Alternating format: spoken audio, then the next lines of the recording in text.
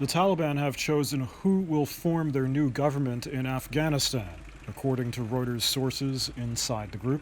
And these are the officials they've picked, starting with the man who would lead that government, Mullah Abdul Ghani Baradar.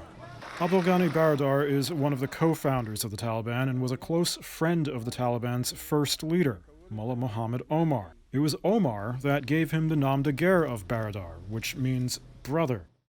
He was deputy defense minister during the first Taliban government, and then when the American invasion caused its collapse, he became a senior military commander. He was responsible for attacks on coalition forces, according to the UN, and served 8 years in a Pakistani prison.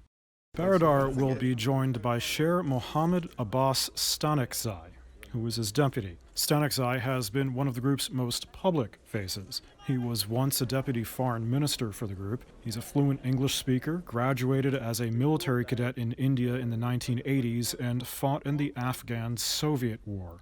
One of his former classmates in India told Reuters that he was an average cadet. Another said he didn't show any signs of Islamist radicalization at the time. The Taliban's supreme religious leader, Hibatullah Akhundzada, will continue to focus on religious matters and governance within the Taliban's interpretation of Islam. Akhundzada was a legal scholar with a low profile until his predecessor was killed in a U.S. drone strike 5 years ago. After he took over, he tried to unify the movement's several factions and stop defections to groups like Islamic State. One of his sons died as a suicide bomber attacking an Afghan military base. The United Nations says that Akhundzada also served in the first Taliban government in the 90s as the head of its hardline justice system.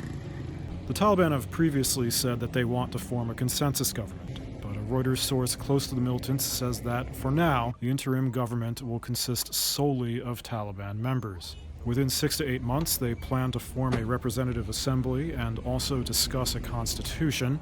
Western powers and others have said that formal recognition of a Taliban government will depend on its actions.